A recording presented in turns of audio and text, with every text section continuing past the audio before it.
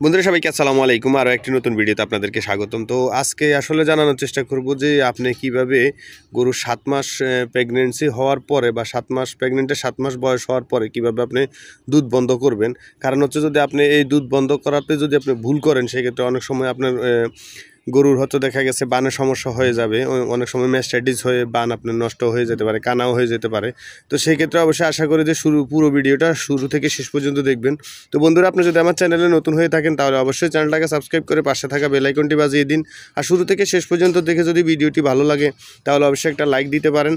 আর হচ্ছে যদি এই বিষয়ে যদি আপনার কোনো প্রশ্ন বা মূল্যবান মতামত থেকে থাকে কমেন্টে লিখতে পারেন, আমরা অ্যান্সার দেওয়ার চেষ্টা করব। আর নেক্সটে আপনারা কী ধরনের ভিডিও চান সেটাও লিখতে পারেন, আমরা ভিডিও বানানোর চেষ্টা করব ইনশাআল্লাহ। তো বন্ধুরা, আমরা যারা সাধারণত হলিস্টিন ফ্রিজিয়ান গাভীগুলো দিয়ে খামার শুরু করি, তো এগুলো শুরু থেকে দেখা গেছে আপনার 14-15 কেজি দুধ দিয়ে থাকে আর কি।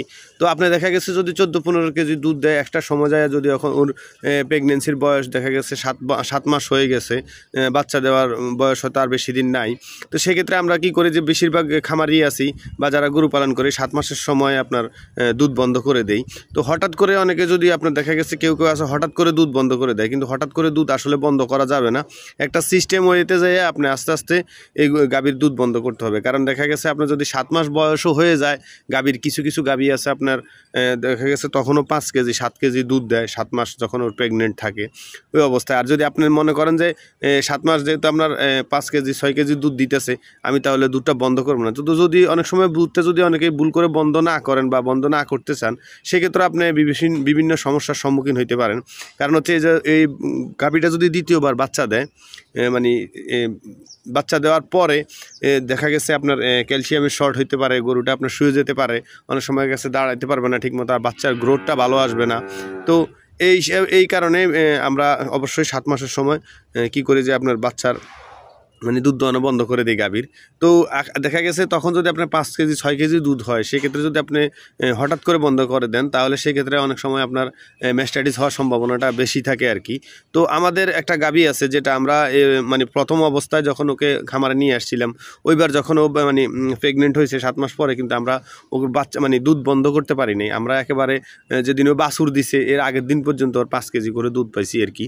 তো ওই সময় আমরা আসলে বিষয়টা আমরা ভাবছিলাম হয়তো আস্তে আস্তে বন্ধ হয়ে যাবে, কিন্তু ও বন্ধ হয় নাই। কিন্তু পরবর্তীবার যখন ও মানে মানে বাচ্চা দিবে 7 মাস বয়স হয়েছে, তখন আমরা আস্তে আস্তে ওটাকে বন্ধ করে দিছিলাম আর কি। তো এইবারও ওর মোটামুটি আলহামদুলিল্লাহ 7 মাস বয়স হয়ে গেছে। এখনও ওকে মানে আমরা বন্ধ করি নাই, কিন্তু আপনার বন্ধ করার প্রসেসিং করতেছি। কারণ হচ্ছে যে একবারে তো আর বন্ধ করা যাবে না, যেহেতু ওর 6 কেজি 7 কেজি দুধ হয়।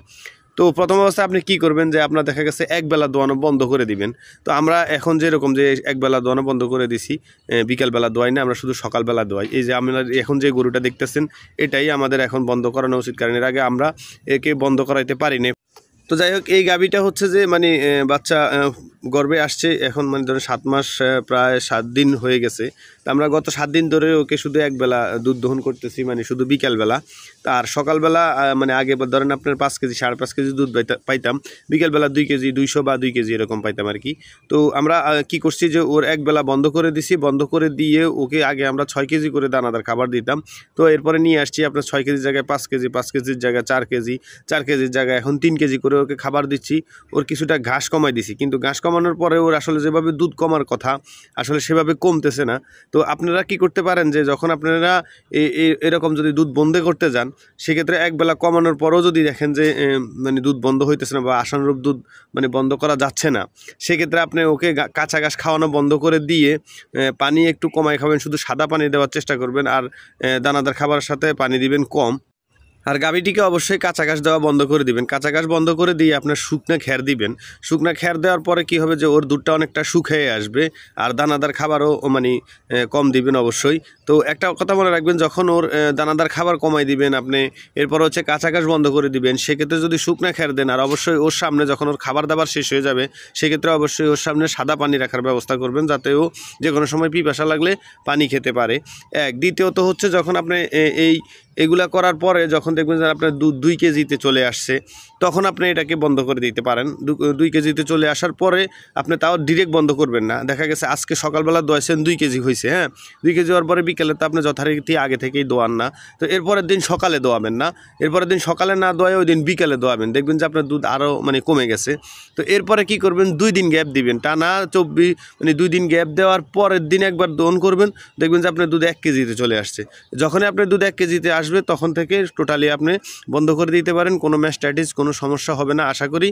আর আপনার গাভী পরবর্তী সময়ে আপনি যখন দুধ দিবে বা বাছুর দিবে, তখন আপনার দেখা গেছে দুধের উৎপাদনও বৃদ্ধি পাবে। এরপর হচ্ছে যে বাছুরের গ্রোথটাও ভালো আসবে। আর আপনার এই সময় যে আপনার বাচ্চা প্রসবের সময় যে একটা ধকলটা, এই ধকলটাতে ওর মানে মোটামুটি কাটিয়ে উঠতে পারবে আর কি, কোনো প্রকার সমস্যা হবে না। আর কারণ হচ্ছে বাচ্চা দেওয়ার পরবর্তী সময়ে অনেক সময় গরুর ক্যালসিয়াম শর্ট হয়, বিভিন্ন সমস্যা হইতে পারে। তো আপনি যদি যথাসময়ে যদি দুধ বন্ধ করেন, আর যদি আপনি মানে যে যথাসময়ে যদি গরুকে ক্যালসিয়াম জিঙ্ক খাওয়ান, আর হচ্ছে যে 3 মাস পর বা 3.5 মাস পর যদি আপনি গরুকে কৃমি ডোজ দিতে পারেন, তাহলে আশা করি গরুর কোনো সমস্যা হবে না। তো আশা করি এই পর্যন্ত দেখে থাকলে ভিডিওটি অবশ্যই ভালো লাগছে, আর যদি ভালো লেগে থাকে তাহলে অবশ্যই একটা লাইক দিয়ে দিবেন। আমার শরীর অসুস্থ ভাই, তারপরেও আমি আপনাদের জন্য ভিডিও তৈরি করতেছি।